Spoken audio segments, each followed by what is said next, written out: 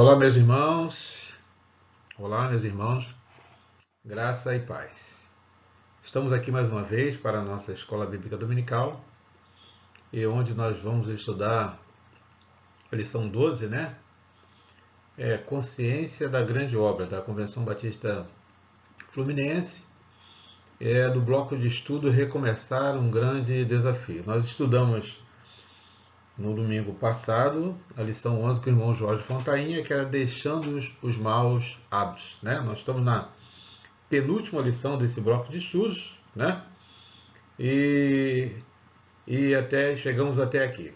Então, a minha oração continua sendo que os irmãos possam estar sendo alcançados pela graça do Senhor, pela misericórdia do Senhor, nesses momentos difíceis que nós continuamos vivendo, mas é só a graça do Senhor que pode realmente nos trazer a paz que tantos precisamos e a vitória que cada um de nós precisa. Então é mais uma lição, né, que nós vamos estar estudando, que fala sobre Neemias reconstruindo a cidade, edificando os muros, né, envolvendo toda a população, todo o povo judeu que ali morava. E nós vemos que a lição vai nos mostrar que em meio ao que nós estamos fazendo, nós somos bombardeados por uma série de questões, e ele vai falar aqui uma específica, que é o inimigo das nossas almas, que é Satanás, né, que é o nosso adversário. Ele tenta a todo instante tentar nos desestabilizar. E nessa primeira abertura, né, que como o tema diz, uma consciência de uma grande obra, é o que Neemias estava realizando, como do texto, né, que na lição de hoje, nós iremos observar que Neemias compreendeu em seu coração que havia uma grande obra a ser realizada. E ele colocou-se à disposição do Senhor. Interessante, né? Ele se colocou à disposição, a fim de ser um instrumento vivo nas divinas mãos para a construção de uma nova realidade. Ele buscou a aprovação do rei para cumprir a missão, a qual entendera ser o propósito de Deus para a sua vida, e recebeu mais do que isso, sendo nomeado governador de Jerusalém, título persa, né, que é Tirchacha ou Tishacha, né, que lhe concedia autonomia para agir e realizar a grande obra de reconstrução dos muros da cidade. Mas esta grande obra não se limitava aos aspectos físicos, que se expandiu a realidade social e espiritual do povo. Havia uma grande obra a ser feita, e o texto base para a nossa lição tem muito a nos ensinar. É interessante que, olhando para o tema desta lição, né, que vai dizer que é uma consciência para a grande obra, para uma grande obra, da grande obra, então nós vemos que Neemias tinha essa consciência. Né? Nós vamos ver no decorrer do texto, e nós vamos nos versículos, nós vamos ler agora do capítulo 6, versículos 2 e 3, que ele tinha essa noção exatamente do que ele deveria fazer e o que ele estava fazendo. Então nós vamos ver que não era simplesmente, ele não estava à frente de um povo porque o povo o elegeu, e sim porque Deus o havia colocado ali. E o texto mesmo vai falar, que a narrativa, o autor fala, e a lição vai mostrar, e o texto vai mostrar, que o que ele estava fazendo era muito mais do que reconstruir um muro, e muito mais do que reconstruir uma cidade. Ele estava levantando a moral do povo, ele estava realmente restabelecendo o convívio social e o convívio espiritual do povo, fazendo com que o povo retornasse para a presença de Deus, para que o povo também viesse a se socializar. Tudo aqueles que eles haviam perdido através do cativeiro, agora com a reconstrução da cidade, né, o ânimo começa a ser renovado, né, e a adoração a Deus começa a ser restaurada, e aquele povo agora começa a realmente se congratular, se confraternizar e agradecer a Deus por tudo aquilo que Deus estava fazendo através da governança, da direção de Neemias. E o texto diz lá no capítulo 6, versículos 2 e 3, diz o seguinte, que Sanbalate e Gesem mandaram-me a seguinte mensagem: venha, vamos nos encontrar num dos povoados da planície de Ono.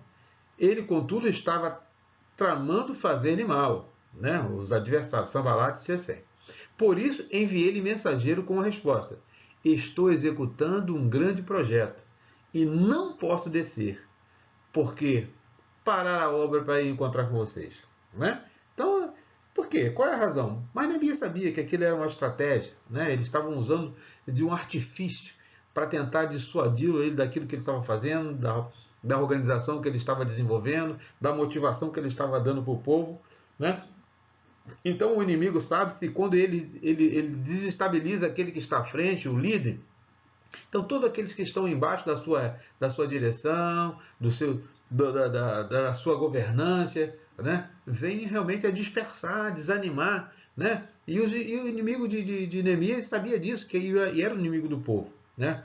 Mas ele não se deixou levar. E quando dentro do texto aqui que nós vemos, né, que diz aqui, no texto mesmo vai falar, né, que Neemias compreendeu em seu coração que havia uma grande obra a realizar. Então não era qualquer coisa que ele tinha que fazer. Então ele não podia ficar dando ouvido a qualquer um, porque ele sabia que se ele desse ouvido, ele não iria cumprir o seu objetivo, aquilo que Deus tinha colocado no coração dele. Ele já tinha movido o coração do rei, né, para que ele pudesse estar ali. Ele conseguiu agregar o povo, juntar o povo, fez com que todos os povos trabalhassem. Em lições anteriores que nós já estudamos, não só o povo lá, o povo da classe mais baixa, mas as autoridades também se envolveram, colocaram a mão na massa. Então, para ver, né, que tipo de liderança Neemias estava exercendo. Então, se ele realmente se deixa levar para aquela situação, com certeza tudo ia se desestabilizar. 1. Mantendo o foco. A frase célebre de Neemias é: estou fazendo uma grande obra. Ele disse lá dentro do versículo anterior, de modo que não poderei descer. Né? Mostra que eu e você devemos manter viva a consciência da grande obra salvadora, por meio da qual devemos realizar e não aceitarmos de forma alguma qualquer convite para desistirmos. Assim como Neemias enfrentou muitas investidas dos inimigos, nós também enfrentamos lutas muito intensas. A pandemia trouxe à tona algumas dificuldades que já existiam em nosso meio e estavam ocultas. Intensificou outras que eram menores e adicionou outras que não enfrentávamos no passado. Todavia, mesmo assim, não podemos desistir. Não podemos aceitar a voz maldita, a qual afirma que não há solução, pois o nosso Deus está conosco e jamais nos abandonará. Nunca nos deixará desamparados. O Senhor nos incentiva a ser fortes, corajosos, do grande desafio de levar esperança em Jesus Cristo a toda criatura até os confins da terra. Né? Neemias, mais uma vez aqui repetiu o versículo 3 e agora o versículo 4, diz assim: por isso enviei mensageiros com essa resposta: estou executando um grande projeto, não posso descer. Por que parar para ir encontrar com vocês?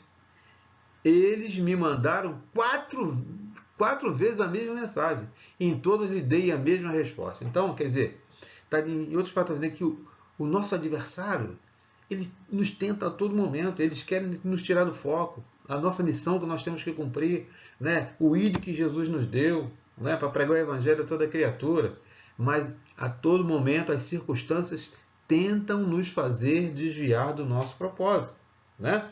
Mas nós não podemos nos deixar levar por essa situação, porque quando nós deixamos nos levar por essa situação, além de não cumprir aquilo que Deus determinou, nós vamos fazer com que outras pessoas também não sejam alcançadas. Né? Então, mostrando que aquele que realmente está ali para fazer alguma coisa que Deus determinou, que Deus colocou na nossa mão, na sua mão, na minha mão, quando nós desistimos, né, outras pessoas também vão ser afetadas, com certeza. Seguir mantendo foco para cumprir a missão. Né? Então, isso aí é fundamental. Né? Nós não podemos nos desviar daquilo, do propósito a qual nós fomos assim estabelecidos, colocados para ser executado. Então Neemias foi um líder o qual manteve o foco na missão que recebeu do Senhor. Ele não estava preocupado em ser popular e ser aceito pelo povo. Ele estava preocupado com a fidelidade a Deus acima de tudo.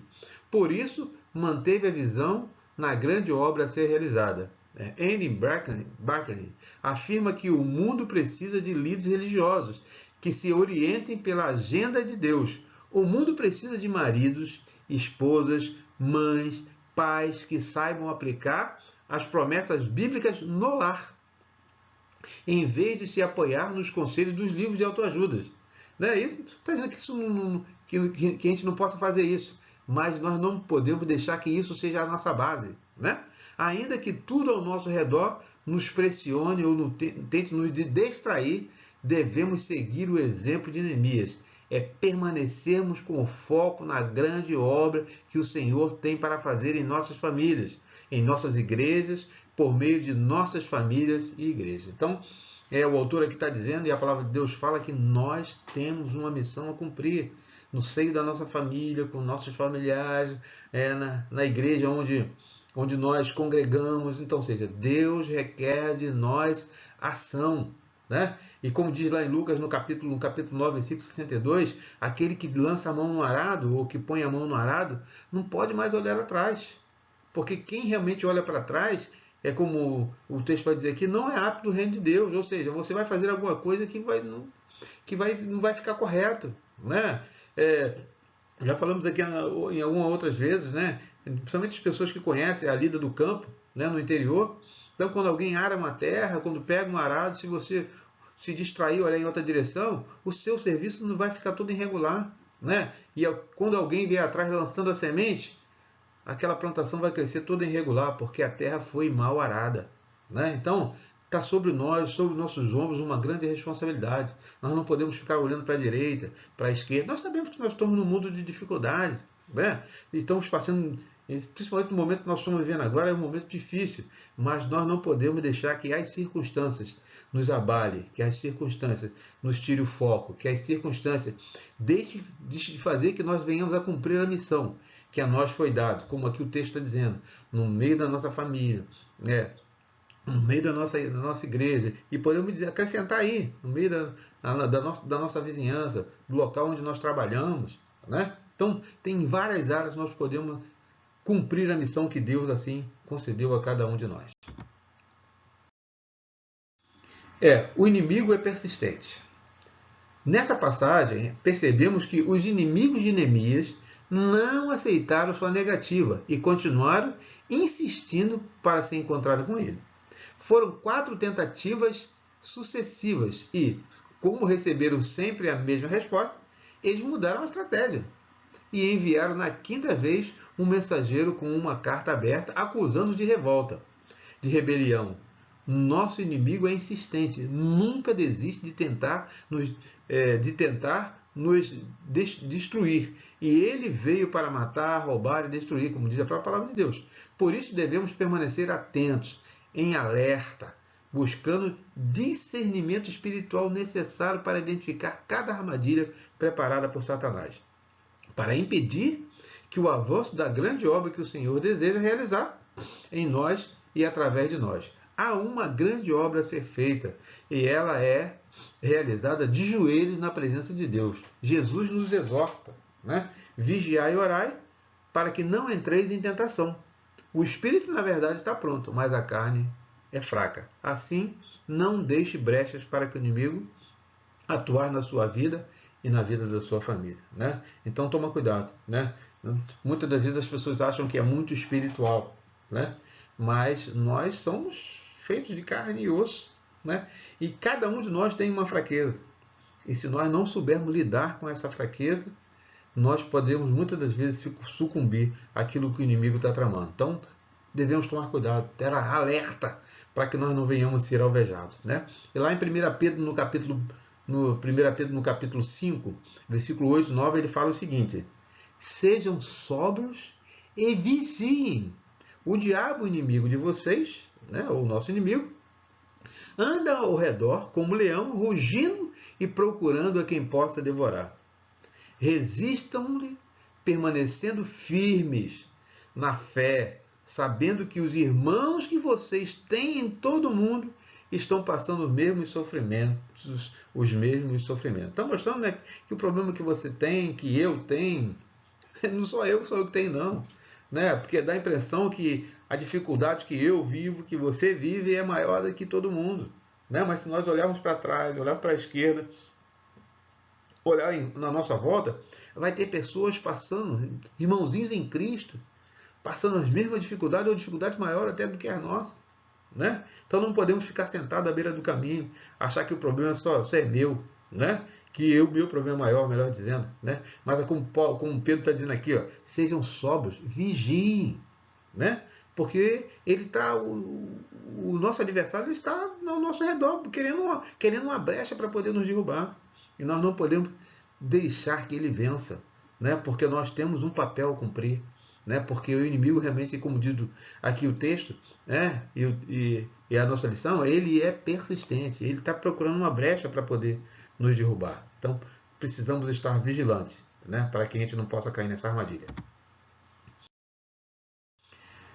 Devemos ser persistentes.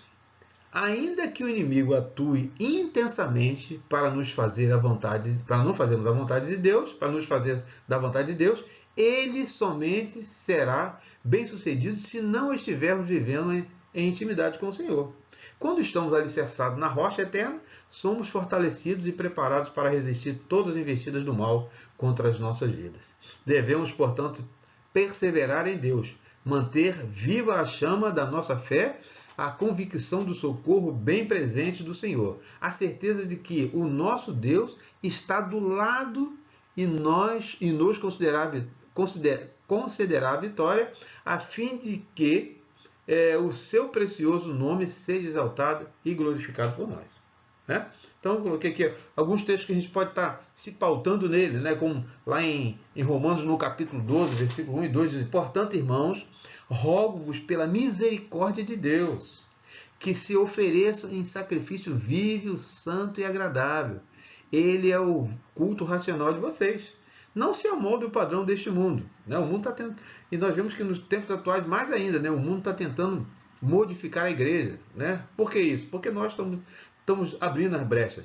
Mas transformem pela renovação da vossa mente, para que não sejam capazes de experimentar e comprovar a boa, agradável, perfeita e vontade de Deus. E ainda lá em 1 Coríntios, no capítulo 15, versículos 57 e 58, Paulo fala que mais a graça de Deus que nos dá a vitória por meio do nosso Senhor Jesus Cristo. Portanto, meus amados irmãos, mantenham-se firmes e que nada os abale. Sejam sempre dedicados à obra do Senhor, pois vocês sabem que no Senhor o trabalho de vocês não será inútil, né? Então, muitas pessoas esperam recompensa terrena, né? Mas a Bíblia vai falar que a nossa pátria, né? E como Jesus disse que falou que o reino dele aqui não é deste mundo, a nossa pátria não é aqui.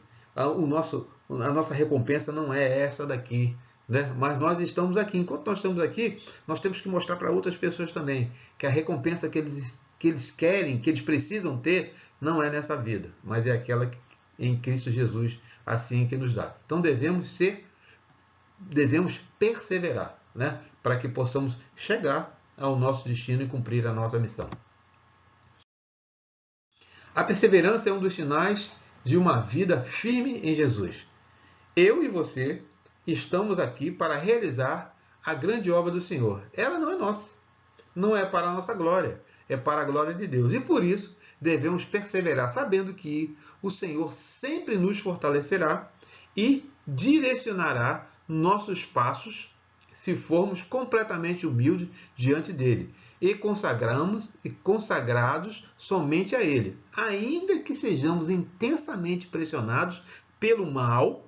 Devemos perseverar, lembramos do apóstolo Paulo, que ele fala lá, né, 2 Coríntios, a partir do versículo 4. Em tudo somos atribulados, mas não angustiados, perplexos, mas não desesperados, perseguidos, mas não desamparados, abatidos, mas não destruídos, né? Então, a perseverança é um dos sinais de uma vida firme em Jesus, pois quando estamos convictos do cuidado da provisão do Senhor, não vacilarmos, não pensamos em desistir, mas ao contrário, avançamos na total dependência do Senhor, sabendo que fazemos parte de uma grande obra de transformação de vidas. Não esqueça que o Senhor